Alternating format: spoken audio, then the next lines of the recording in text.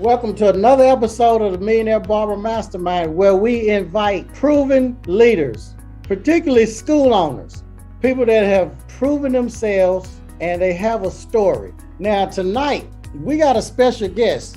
Now I know she looks like she's probably 18 or 20, but she's not. But she's a school owner and she's gonna share a little bit about her life. She's gonna share a lot of stuff with y'all. I know she look innocent, y'all, but she got a lot to share. Looks can be deceiving, y'all. She got a lot to share with y'all. I'm not gonna take up a lot of time. I always like to invite school owners on here because we got present school owners, future school owners, people that are dreaming. And when they hear y'all's stories, it gives them life. It gives them breath. It lets them know that if you can do it, they can do it. So without further ado, Jasmine, I want you to introduce yourself and just start from childhood and just bring us all the way up to speed. We nosy on here. We the good, the bad, the ugly, and everything. Take it over. Hey guys, my name is Jasmine, as Chen introduced me. And first, I would just like to say thank you so much, Chen, for the opportunity. If it wasn't for Chen, I would not still be a school owner. I can honestly say that like wholeheartedly. I'm originally from Brooklyn, New York. I moved to Atlanta, Georgia at about 14, 15. My whole life, my family has had money, but it was the illegal aspect of money. We never, in a sense, had legal money. You know, my mom and everybody worked and so forth, but things just kind of came easy. I've seen so many business owners, but never legal business owners, if that makes sense. So I knew I just had like the entrepreneurial spirit. I just didn't know where it was at. So of course, I know this might relate to so many other people. It was like, quit, you know, hire, fire, hire, fire. It's like, I'll get a job, quit it, get a job, quit it. And so when I first graduated from high school, I went to college. It wasn't for me. My best friend went to hair school. My best friend Tiffany went to hair school. So then, you know, I just started ESPN Radio. I was with ESPN Radio for 5 years on air. I was also on air with the 2 live stews. And then after that, I got into, while I was on air, I was doing hair. My best friend always did hair from jump. And so while I was on radio, believe it or not, they didn't pay much at first. So I always resorted back to hair in some way or some form. So my best friend had a shop. I would go in there with her and I would just do hair, cut hair, whatever it, you know, just whatever it took.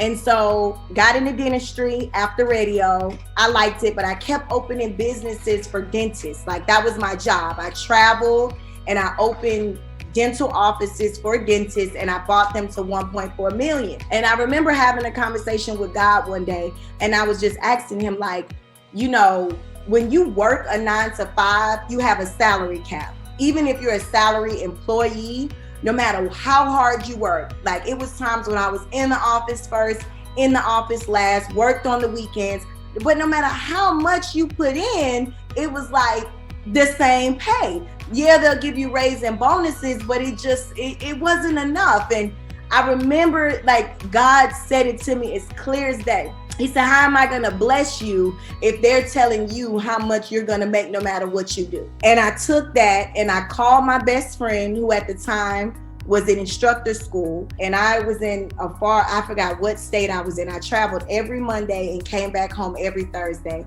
And I was on the phone with her and we both were crying. She was crying because she was in instructor school. She's already had a shop for 10 years at this point. She already won the Bronner Brothers competition hair show 2 years in a row. And we just were on the phone crying with each other.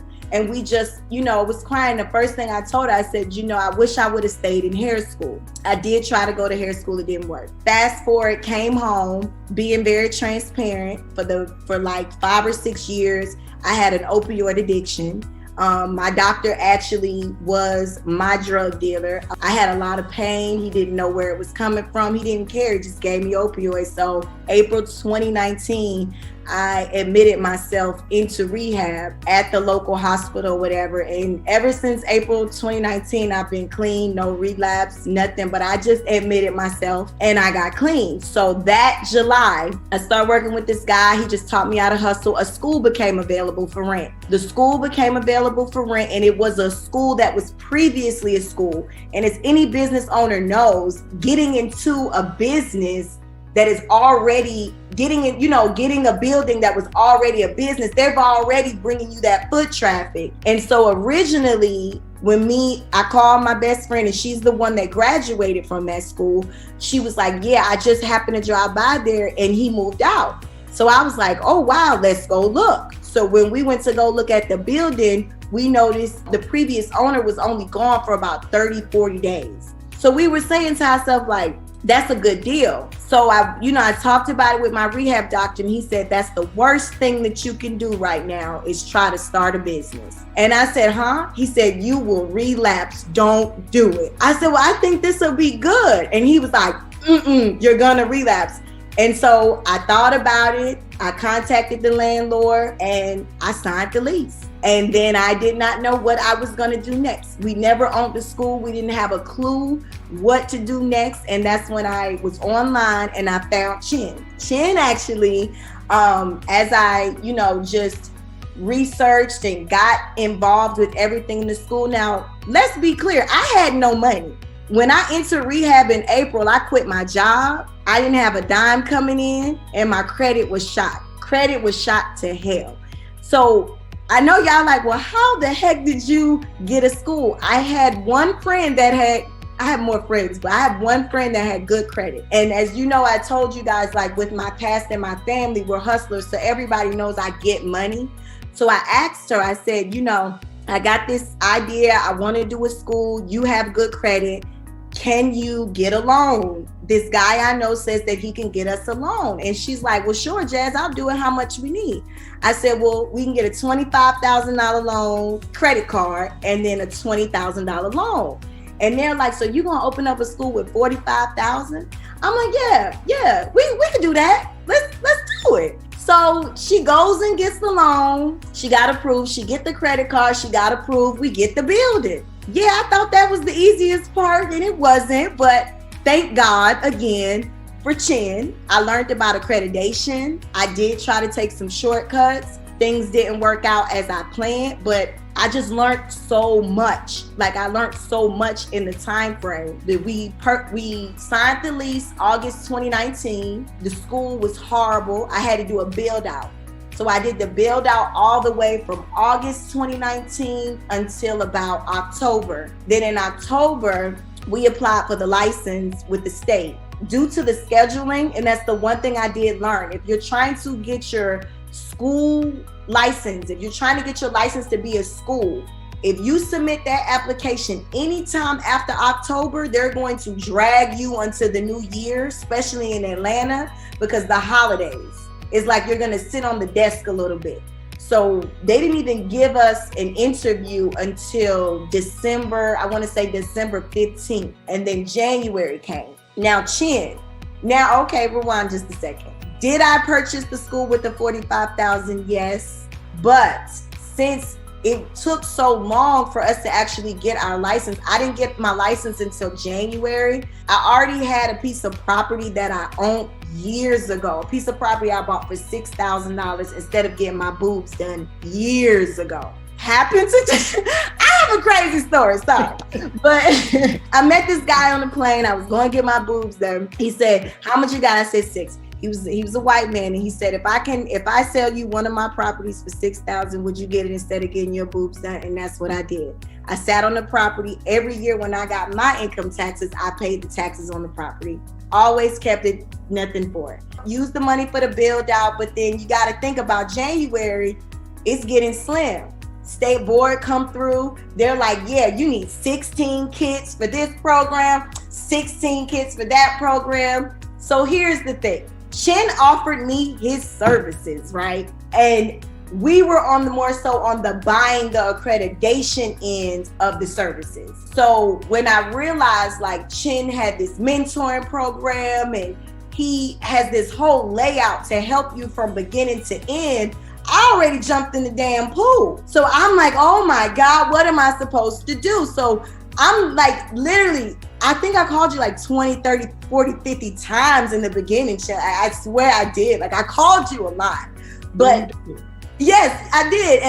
And it was like, you know, I have to share information to give information. And the one thing that you told me that put me above anything, and the main reason I'm still open, you gave me a formula. You told me, you said, look, get them in the door. I remember you told me you used to let them rent books, rent textbooks, and rent like the stuff that they need.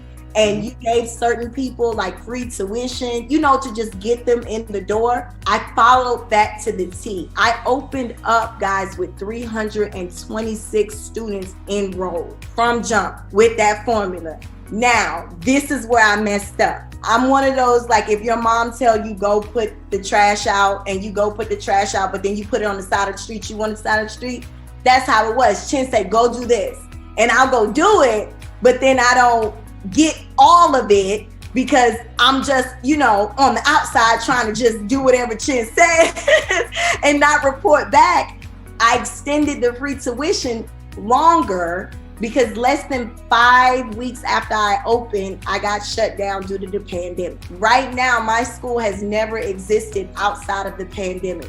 The first year I was in business, I cleared $200K. I was closed 4 months of that year. And I've never, ever in life operated a business outside of the pandemic. I don't even know how it feels to have a business outside of the pandemic. I don't know what my school can do outside of the pandemic because I've always been in the pandemic with the school. But I can honestly say, like, wholeheartedly, even after we opened in January, I got the license, we opened, we had all those students enrolled, we bit off way more than I could chew. I had nights, I had barber, cos, nails, aesthetics, I had day and nights. I had overhead with the staff. You know, I even tried to do the shortcuts, like getting the student instructors in, you know, getting them in to help with the overhead. But then that, you know, it's just so many trial and error.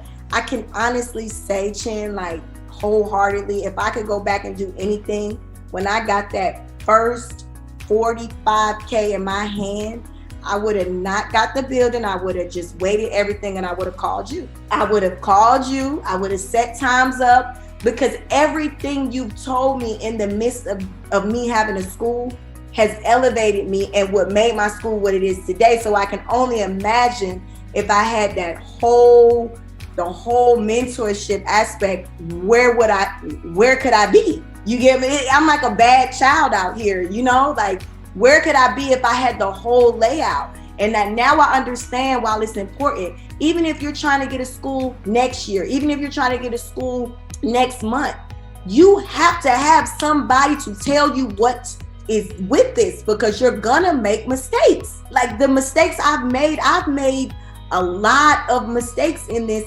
just because of that. I used to call other school owners and beg them for conversation. I've offered to take them to lunch. They don't return calls. Where's she from?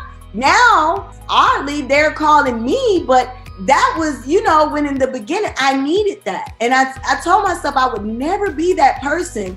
And it's sad because you never, with your profession, Chin, and what you do for people, you've never not taken my call. And so it's just crazy how you can just contact another school owner just for conversation and they can't give it to you. And that's what I feel like. I know what you're doing is so important. And not even that, after I opened, so we're back in January, state board came through. I failed my first state board inspection, and I failed it because I didn't have enough esthetician kits. And I did not know that they really wanted me to have 16 textbooks, which was $200, $300 a piece. Milady didn't tell me that I can order the older textbooks. They didn't tell me I didn't have to get the brand new textbooks. So I was spending $200 and $300 on textbooks and had to get 16 of them for each program. So that was a lot, like, again, a lot of things that you just don't know, and these people won't even tell you. I remember one time I called Milady and Cengage and I was ordering books, and they said, well, are you gonna put this on credit or are you gonna pay today? And I'm like, credit? Y'all do credit? Y'all have options for credit? I was shocked. It's so much information that they just won't share with you. You know, it's almost like a secret society sometimes, but none to say we opened in January 27th, 2020. We got shut down in March due to COVID. We closed for 4 months. We opened back up in June, and then we picked back up. Now, as all business owners know, about November, December 2020, it was rough again. Trump didn't give off that last stimulus. The economy was going back down. The election was coming up. It was rough. And I remember January, I called Chin, and we had a long talk that day. And I'm like, Chin, what is everybody else doing? Because I don't get it. My enrollment went from 20 to 30 students a month to none. January and February, none, zero. And I didn't understand why. And so I closed the night program in January. I just kept the day program. I removed all those programs. I just kept cos and barbering, and I called Chin. And Chin said, you know what? Virtual. I said, okay, all right, say less. Contacted my lady, got on virtual. The end of February, I'm back at 136. And it's just up, up, up. This last orientation I had just was this Tuesday. I had about maybe 22 students. My enrollment is so much right now in regards to students wanting to enroll. We only do enrollment once a month, but lately we've been doing it like once a week.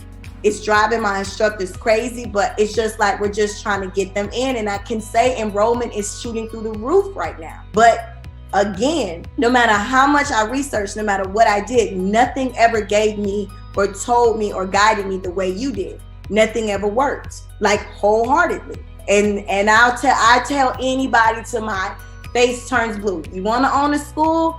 You need to get that mentorship. You need to get that guidance, because I made a lot of big money mistakes that I could have saved with it. But it's good because the accreditation, that was another thing. Everybody told me, oh, it's going to take 2 years to get accredited. It's going to take 2 years to get accredited. And one night I sat up all night. This was back January 2019 when it was slow, right after I talked to you, Chin, and you told me to do virtual.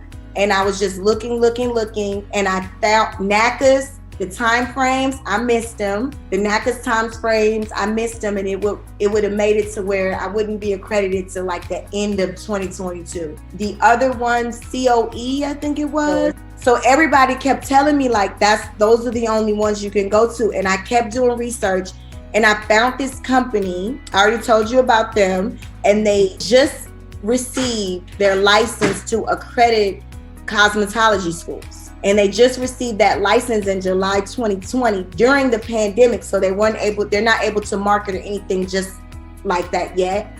But I got with them, and surprisingly, they didn't have those time frames. So they didn't have those, like, they have their meetings. They meet once in May and once in October. But like the pre-time frames, like the pre-classes and all that, the visit before the big visit, it wasn't like those strict timelines that NACA's and COE had. So I emailed them. I jumped on board with them. I've already passed my first visit.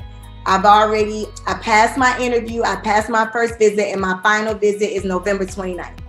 And that's all.